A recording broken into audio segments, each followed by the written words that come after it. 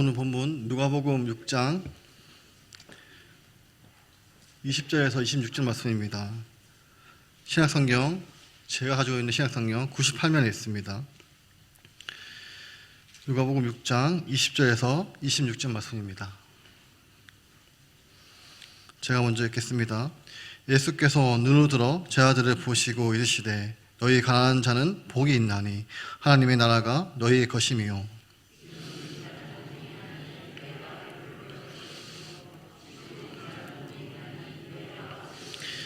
인자로 말미암아 사람들이 너희를 미워하며 멀리하고 욕하고 너희 이름을 악하다 하여 버릴 때에는 너희에게 복이 있도다.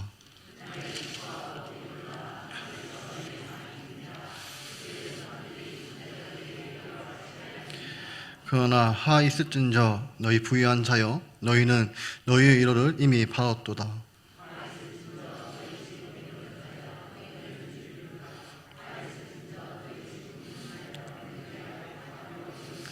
우리 함께 읽겠습니다. 모든 사람이 너희를 칭찬하면 화가 있도다. 그들의 조상들이 거짓 선지자들에게 이와 같이 하였느니라. 아멘.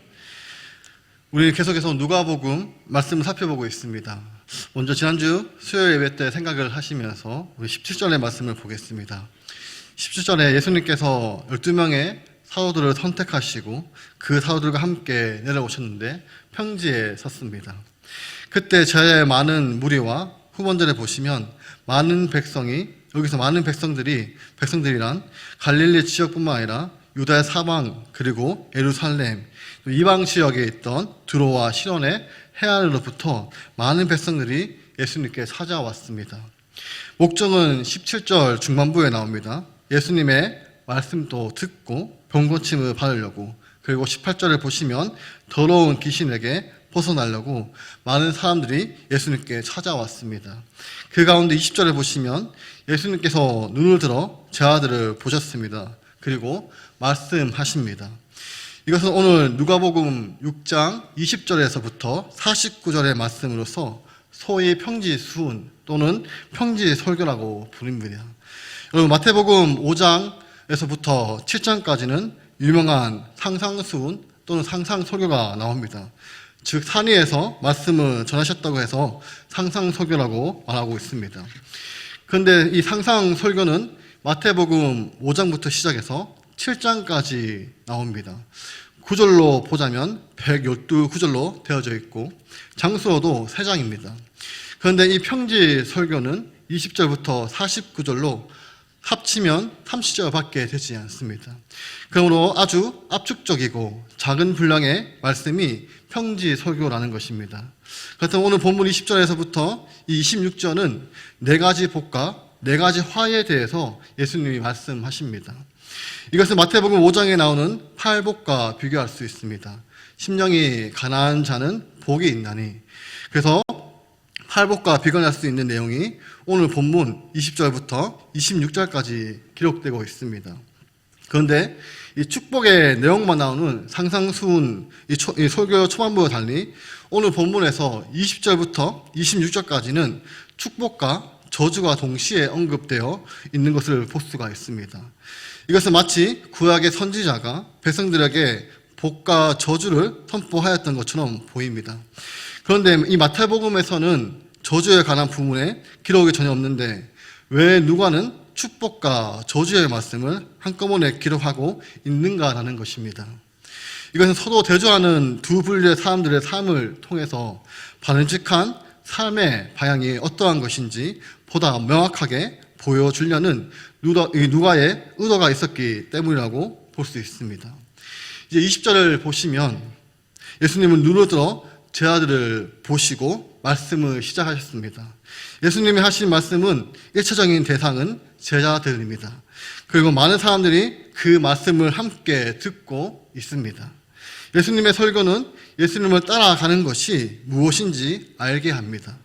하나님의 나라의 가치와 이 세상의 가치가 대조되면서 하나님이 무엇을 약속하셨는지 깨닫게 됩니다. 세상의 기준으로 가치 있는 것이 하나님의 나라의 기준에는 가치가 없는 것입니다. 세상의 기준으로 쓸모없다라며 거절하는 것이 하나님 나라의 기준에서는 가치가 있는 것입니다. 그럼 하나님 나라의 기준이 어떠한지 복과 화의 대조를 통해서 하나씩 살펴보겠습니다. 이 첫째로 가난한 자와 부유한 자의 대조입니다. 예수님이 가장 먼저 복이 있다고 말씀하신 대상은 가난한 자입니다. 이 말씀을 듣는 사람들은 충격을 받을 것입니다. 이것은 그들이 그동안 가지고 있었던 생각을 뒤집는 말씀이기 때문입니다. 당시에는 이 물질적인 풍요를 하나님이 주시는 복이라 생각했습니다. 그런데 예수님은 가난한 자가 복이 있다고 선언하고 계십니다. 그럼 가난한 자가 복이 있는 이유는 무엇일까요? 예수님이 말씀하십니다. 하나님의 나라가 너희 것이며 하나님의 나라가 가난한 자의 것이기 때문에 그들이 복된다라는 것입니다. 그렇다면 여기서 예수님은 하나님의 나라가 너희 것이 될 것이라 라고 말씀하는 것이 아니라 하나님의 나라가 너희 것이라 라고 말씀하고 있습니다. 이것은 그들이 이미 하나님의 나라를 소유하고 있다는 사실을 강조합니다. 뿐만 아니라 특별히 너희 가난한 자라고 말씀하신 것은 한 사람이 지금 하나님의 나라를 소유하고 있음을 강조한 표현입니다. 다시 말하면 하나님의 나라가 바로 너희 것이다 라고 말씀하신 것입니다. 그렇다고 여러분 오해하시면 안 됩니다. 예수님께서 이 가난을 찬양하며 사람들에게 가난할 것을 명한 것이 아닙니다.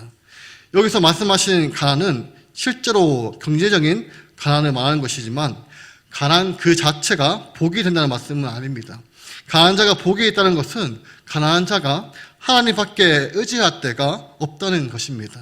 즉 가난한 자는 하나님 말고는 의지할 데가 없는 사람들입니다. 그래서 마태복음에서는 심령이 가난한 자가 복이 있다고 말씀하고 있습니다. 가난한 자는 자신의 문제를 스스로 해결하지 못하기 때문에 하나님께 나아가 하나님의 자비와 도우심을 구합니다. 겸손히 하나님을 의지하는 가난한 자는 하나님의 나라를 얻을 수가 있습니다. 반면에 이 부유한 자는 자신을 의지할 수 있는 돈과 재정적 안전이 있습니다. 예수님은 후에 부자들이 하나님의 나라를 들어가는 것이 얼마나 어려운지 설명하십니다. 경제적인 풍요함이 걸림돌이 될 수 있습니다. 여러분 이것도 오해하시면 안 됩니다. 예수님은 재물 자체가 나쁘다 말씀하신 것이 아니라 그 재물이 사람들에게 미치는 영향을 말씀하신 것입니다. 재물은 사람들을 자기 만족에 빠지게 만들고 재물을 통해서 행복을 얻을 수 있다고 생각합니다. 하지만 그 행복은 아주 잠깐의 행복입니다. 영원히 행복을 주지 못합니다. 그러므로 예수님이 말씀하신 하나님 나라의 기준의 첫째는 이렇습니다. 가난한 너희여 복이 있도다. 너희는 하나님을 의지하며 하나님의 약속을 기대하기 때문에 하나님의 나라가 바로 너희 것이다. 아멘. 그러므로 가난한 자와 이 부유한 자의 대조를 통해서 우리가 기억해야 할 것은 예수님이 말씀하신 복은 단순히 재산이 많고 적음에 달린 것이 아니라 하나님과의 어떠한 관계를 맺고 있느냐 달려있다는 것을 기억하시기를 바랍니다. 이제 하나님의 나라의 기준의 두 번째로 줄인 자와 배부른 자의 대조입니다. 이것은 가난한 자와 부유한 자의 상태를 표현하고 있습니다. 줄인 자는 겪고 있는 상황은 지금이라는 말로 강조됩니다. 지금은 줄이고 있지만, 지금은 배고픈 상황이지만, 지금은 힘이 들지만 멀지 않아 배고픔을 얻을 것입니다. 멀지 않아 상황은 완전히 바뀔 것입니다. 지금이라는 말은 하나님의 역사하심이 완전히 반대로 만들어내는 것을 의미합니다. 반면에 지금 배부른 자들은 이 세상의 좋은 것들로 맛보며 누리며 살아가고 있습니다. 지금 배부른 자들에게 부족한 것이 없습니다. 아쉬울 것이 없습니다. 하지만 배부른 자들은 줄이게 될 것입니다. 지금 배부른 자들이 갖고 있는 것들은 다시는 가질 수 없습니다. 지금 배부른 자들은 이 세상의 것들을 풍족하게 갖고 있지만 정작 가장 중요한 하나님 나라는 그들에게 없습니다. 영원한 나라에 들어갈 수가 없다는 것입니다. 사랑하는 성도 여러분 지금 줄인 자이십니까? 아니면 지금 배부른 자이십니까? 여러분이 지금 겪고 있는 상황은 어떠합니까? 이 세상은 우리에게 그리 만족스러운 환경이 아닙니다. 우리 안에는 쉬지 않고 벌어지는 치열한 싸움이 있고 우리 밖에는 계속 우리를 넘어뜨리려고는 어려움이 있고 알 수 없는 내일에 대한 염려와 불안과 두려움이 있습니다. 하지만 우리가 겪고 있는 이 지금의 상황은 일시적이라는 것입니다. 우리에게 하나님이 이미 허락하신 영원한 나라가 있습니다. 하나님의 나라가 우리에게 있습니다. 하나님의 나라가 나에게 있습니다.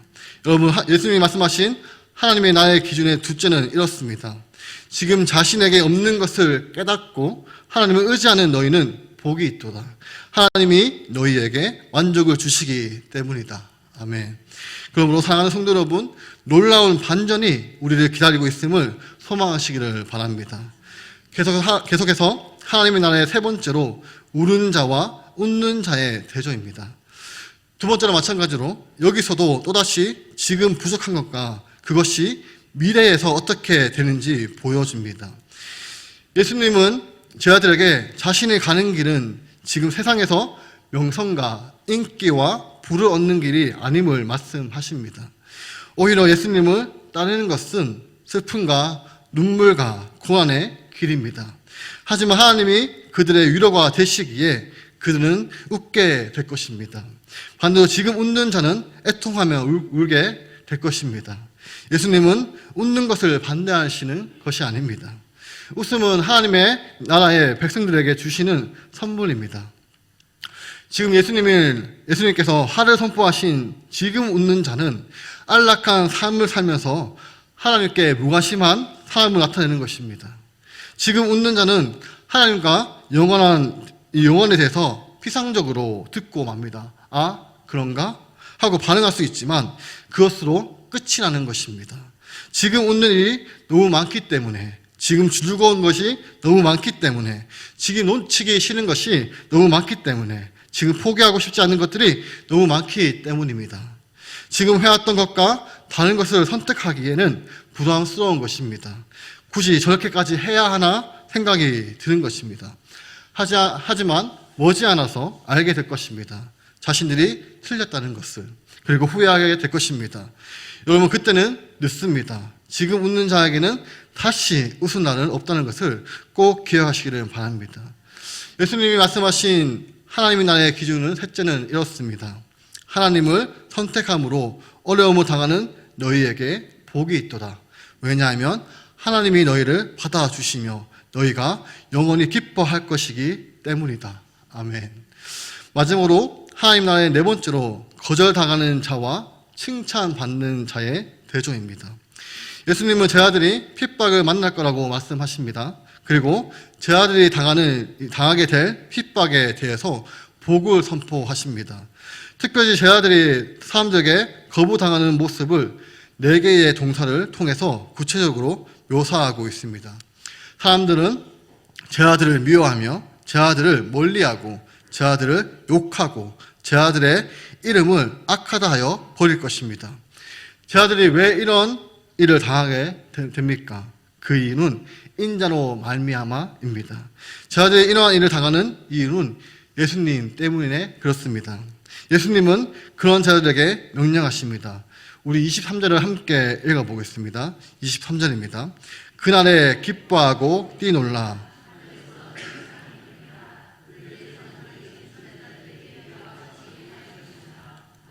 아멘. 제자들이 자신의 복된 자임을 알고 그 복으로 인해 기뻐해야 합니다. 예수님은 제자들에게 기뻐하고 뛰놀라라고 명령하십니다.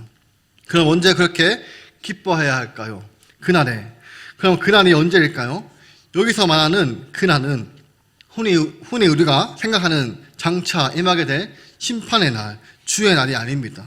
문맥을 보면 그날은 바로 앞에 나오는 핍박을 받을 때를 말하는 것입니다. 그리고 그날은 21절에 지금이라는 시점과 연결이 됩니다. 그래서 예수님을 따르는 동안 핍박을 만나게 된다 할지라도 핍박을 받는 그때에 어려움을 겪는 그날에 기뻐하라는 명령입니다. 그러므로 여러분, 예수님을 믿는다는 이유로 어려움을 당할 때 어떻게 해야 할까요? 기뻐해야 합니다. 기뻐하고 뛰면서 온 마음으로 적극적으로 기뻐해야 한다는 것입니다. 그런데 어떻게 그렇게 할 수 있을까요? 그것은 기뻐하라는 명령에 다음에 기뻐할 수 있는 2가지 이유가 나오기 때문입니다. 첫 번째 이유는 하늘에서 너희의 상이 큽니다. 하늘에서 상이 크다는 약속을 하십니다. 하나님은 제 아들을 수고와 헌신을 하시고 상을 베풀어 주실 것입니다. 예수님은 그 사실을 제 아들에게 일깨워 주고 계십니다. 이 약속은 제 아들이 현실의 상을 넘어서 하나님의 나라의 기준으로 지금 바라보게 하고 있다는 것입니다. 이어서 기뻐할 수 있는 두 번째 이유는 선지자들도 같은 일을 겪었다는 것입니다. 예수님 이전에도 하나님의 선지자들은 사람들에게 핍박을 받았습니다. 하나님 편에 있는 자들이 핍박을 받는 것은 특별한 일이 아닙니다. 역사적으로 늘 그런 일이 반복되었습니다. 하나님께 신실한 자들이 강력한 도전과 극심한 핍박과 거절을 경험하는 것은 자연스러운 것입니다. 예수님의 제자로서 핍박받는 것은 하나님의 사람들이 앞서가던 복된 길을 따라가는 것입니다.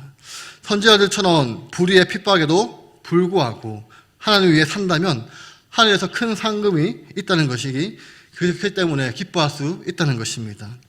이것은 우리가 어떠한 어려움의 상황에 있을 때 마치 정신이 나간 사람처럼 마냥 계속 웃어야 한다는 말이 아닙니다.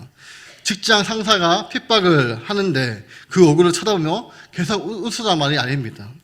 우리에게 있는 하나님이 주시는 이 기쁨은 영원한 것이기에 우리가 당하는 잠깐의 이 어려움이 그 기쁨을 빼앗아 갈 수 없다는 것입니다.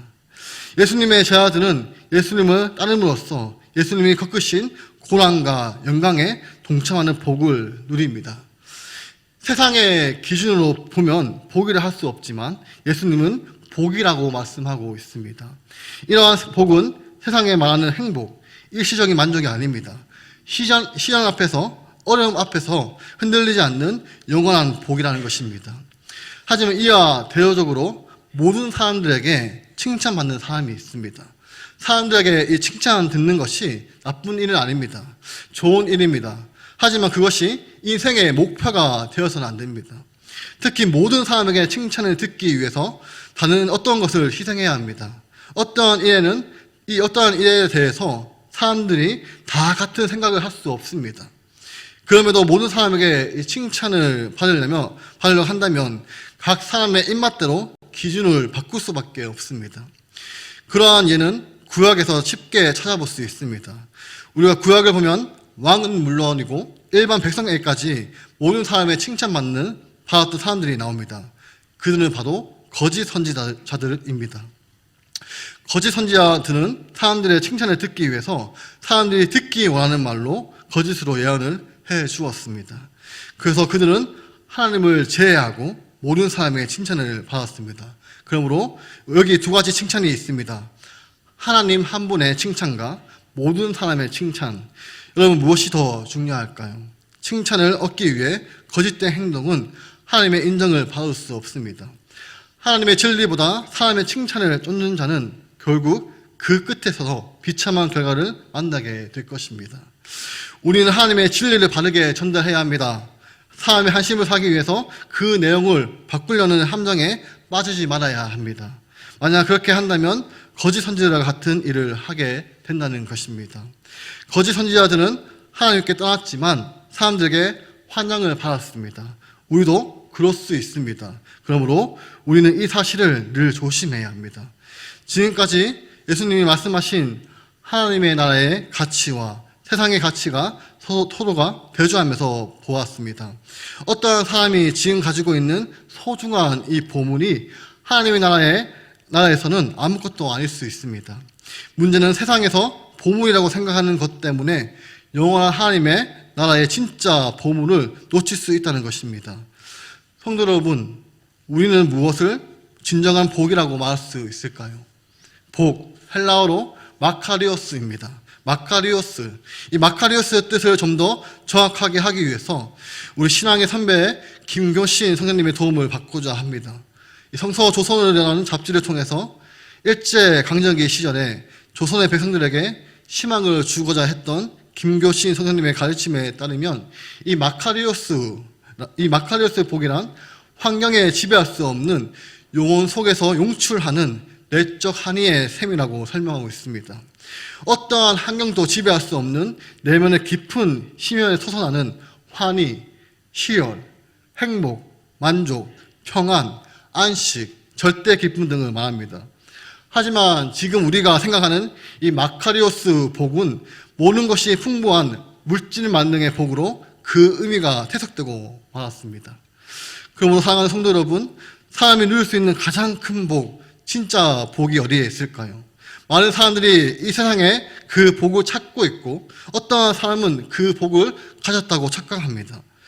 그러므로 여러분, 이 말씀을 꼭 기억했으면 좋겠습니다. 고린도후서 8장 9절입니다. 우리 주 예수 그리스도의 은혜를 너희가 알거니와 부유하신 이로써 너희를 위하여 가난하게 되심은 그의 가난함으로 말미암아 너희를 부유하게 하려 하심이라. 우리 함께 읽어보겠습니다. 우리 주 예수 그리스도의 은혜를 잘못 왔습니다. 좀 찾아보겠습니다. 고린도후서 8장 9절입니다. 고린도후서 8장 9절입니다.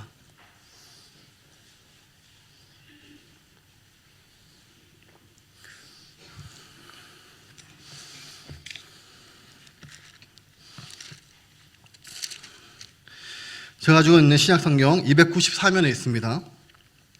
함께 읽어보겠습니다.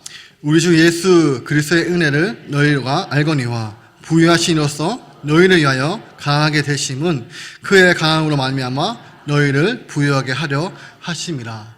아멘. 우리 주 예수 그리스도의 은혜를 너희가 아는데 그 예수님은 부유하신 분이었습니다.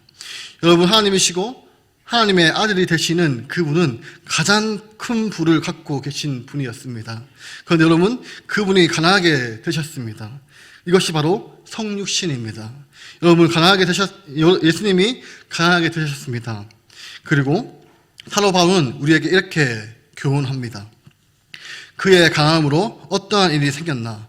바로 나를 부유하게 하려 하심이라. 사랑하는 성도 여러분, 그 하나님의 아들 예수 그리스도가 그 가난한 우리를 부유하게 만들어 주시기를 원하십니다. 그래서 그분이 무슨 선택을 했느냐? 자기가 가난해지셨습니다. 자신의 부를 다 버리고 다 비우고 그분이 가난하게 되셨습니다. 그래서 우리는 얼마만큼 부유한 사람이 되었나?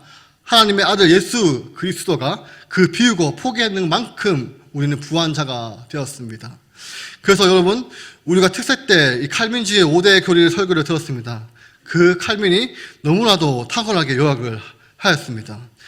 하나님의 아들이 사람의 아들이 되신 것은 사람의 아들을 하나님의 아들이 되게 하려 하심이라.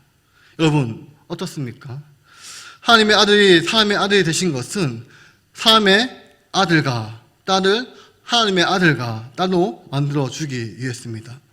여기 앉아있는 모든 성도님들이 그 증거라는 것입니다. 그러므로 이것이 참된 복이라는 것입니다. 여러분, 진정한 복은 잠깐 살고 있는 이 세상에 있는 것이 아닙니다. 여기에 있는 것이 아니라 영원한 하나님의 나라에 있습니다. 그리고 예수님을 믿는 자는 하나님의 나라를 소유한 자로서 그 복을 미래를 경험하며 살아가고 있습니다. 하나님 나라의 진정한 복이 예수님을 믿는 우리에게 확정적으로 주어졌기에 지금 우리를 복된다 말할 수 있는 것입니다. 모든 사람은 오늘 말씀에 두 그룹 가운데 하나에 속해 있습니다. 예수님이 복이 있더라 하시는 사람이 있는가 하면 예수님이 화가 있더라 하시는 사람이 있을 것입니다. 오늘 말씀 앞에서 나는 어디에 속해 있는지 스스로 살펴보시기를 바랍니다. 정직하게 자신을 점검해 보시기를 바랍니다. 예수님이 하신 말씀이 진리임을 믿고 예수님을 따르는 사람은 참으로 복 있는 사람입니다. 성도 여러분, 우리가 그런 복을 받은 자입니다. 그러니 이 복을 기억하며 하늘을 바라며 살아가기를 소망합니다. 예수님을 따라가는 길에서 만나는 여러 어려움들이 우리가 복된 자로서 그것을 더욱 절실히 깨닫게 되는 기회가 될 것입니다. 이 사실을 항상 기억하시기를 바랍니다. 우리는 지금 그 길을 가고 있는 복된 자들이라는 사실을 말입니다. 말씀을 정리하겠습니다. 많은 사람들이 자기의 소유의 크기를 자기의 존재의 크기로 생각하는 사람이 있습니다. 이런 생각은 참으로 어리석은 생각입니다. 이들은 가난한 이들과 힘없는 이들에게 비참함을 안겨주는 삶이 병든 삶이라는 것은 그들은 알지 못합니다. 그래서 주님은 말씀하십니다. 가난한 사람이 복이 있도다. 슬피 우는 사람이 복이 있도다. 그리고 배척받는 사람이 복이 있도다. 성도 여러분, 문자적으로 가난함 그 자체가 복이라고 말하는 것이 아니라고 말씀을 드렸습니다. 부나 명예나 의지할 수 없기에 하나님만을 바라보고 살기에 복이 있다라고 말씀을 드렸습니다. 그러므로 가난을 너무 잘 알기에 다른 사람의 이 가난함을, 사람의 처지를 국률이 여길 수 있는 애통하는 마음, 그 사람이 복이 있다는 것입니다. 그리고 자기도 아팠던 경험이 있기에 지금 고통당하는 이의 손을 따뜻하게 잡아줄 수 있는 슬피 우는 사람이 복이 있다는 것입니다. 사람들이 배척하는 진실한 삶을 추구하고 있기 때문에 무시를 당하고 배척받는 사람이 이 땅에서 복이 있다는 것입니다. 여러분, 기억했으면 좋겠습니다. 진정한 복은 우리가 원하는 것을 다 누리고 사는 것이 아니라 하나님의 마음을 품고 사는 것, 누군가의 좋은 이웃이 되는 것이 참된 복이라는 사실을 기억하며 이 복을 품고 한 주간 또 살아가시는 우리 구미동문교회 성도 여러분들이 되시기를 소망합니다. 설교를 마치기 전에 찬양 한 곡을 소개하고 마치려고 합니다. 제가 찬양을 읽을 때 이 찬양의 가사를 잘 음미했으면 좋겠습니다. 읽겠습니다. 나의 평생에 가장 복된 일은 내가 예수님을 만난 것이라. 나의 평생에 가장 잘한 일은 내가 예수님을 주로 섬긴 것이라. 이 세상 살 동안 내가 걷는 길이 때론 험하여서 넘어질 때도 주의 강한 손이 나를 붙드시니 나는 예수님만 주로 섬기면 살리. 나는 주를 섬기는 것에 후회가 없습니다. 내가 걸어온 모든 시간 다 주의 은혜니 내가 걸어간 모든 날도 주만 섬기면 살리. 오직 예수 이름을 부르면 살리라. 이것이 나의 간증이요 이것이 나의 찬송이세. 나 사는 동안 끊임없이 구주를 찬송하리로다. 나 사는 동안 끊임없이 구주를 찬송하리로다. 아멘. 기도하겠습니다. 하나님 아버지, 진정한 복은 우리가 원하는 것을 다 누리고 사는 것이 아니라 하나님의 마음을 품고 사는 것이라는 것을 알게 하여 주시옵소서. 누군가의 좋은 이웃이 되는 것이 참된 복이라는 것을 꼭 기억하여 주시옵소서. 우리는 이 세상에서 가장 부유한 사람입니다. 예수님께서 가난해지셨기에 우리는 부유한 자가 되었기 때문입니다. 이 사실을 기억하며 날마다 살아갈 수 있는 우리 성도님이 되게 하여 주시옵소서. 또 이 찬양의 고백이 우리들의 고백이 되기를 원합니다. 가장 복된 일은 우리가 예수님을 만난 것입니다. 나의 평생에 가장 잘한 일은 내가 예수님을 주로 섬긴 것입니다. 이 세상을 살 동안 내가 걷는 길이 때론 험하여서 넘어질 때도 주님의 강한 손이 나를 붙드시니 오직 예수 이름만 붙들며 살아가는 한 주간이 되게 하여 주시옵소서. 이제 수능이 16일 날 4일밖에 남지 않았습니다. 수능 치는 아이들과 또 진학을 앞둔 아이들에게 이 찬양의 고백처럼 지금 가는 길이 험하여서 넘어질 수 있지만 이 주님의 강한 손으로 우리 아이들을 붙들어 주옵소서. 그래서 좋은 컨디션을 주시고 힘을 주셔서 수능과 진학을 잘 이겨내는 우리 중고등부 친구들이 되게 하여 주시옵소서. 바라옵기는 오직 예수님만 찬양하는 우리 모든 중고등부 우리 친구들이 되게 도와주시옵소서. 그리고 이제 18일 날 임직식이 있습니다. 하나님의 일꾼을 세웁니다. 교회가 복음의 진리를 사수하는 것도 사명이지만 또 다른 사명은 사람을 세우는 것도 포함된다고 하였습니다. 그러므로 모든 성도님들은 이 사명을 잊지 않게 하여 주옵소서. 그래서 우리 모두의 기쁨이 되는 임직식이 되게 하시었고 모든 것을 주관하시는 하나님께서 주관해 주시고 모든 영광 주님만 영광 받으시옵소서. 또 한명수 권사님 가정에 하나님의 강력한 유라하심과 축복을 주시옵소서. 그래서 장례 치르는 모든 순간순간마다 하나님께서 간섭해 주시고 하나님께서 무사히 마칠 수 있게 도와주시옵소서. 예수님의 이름으로 기도드립니다. 아멘. 이제는 주 예수 그리스도의 은혜와 하나님의 사랑하심과 성령님의 교통하심이 마카리오스 우리의 진정한 복되신 예수님을 믿고 그 길에 따라가고자 다짐하는 우리 구미동부교회 성도 위에 영원토록 함께 있을지어다. 아멘.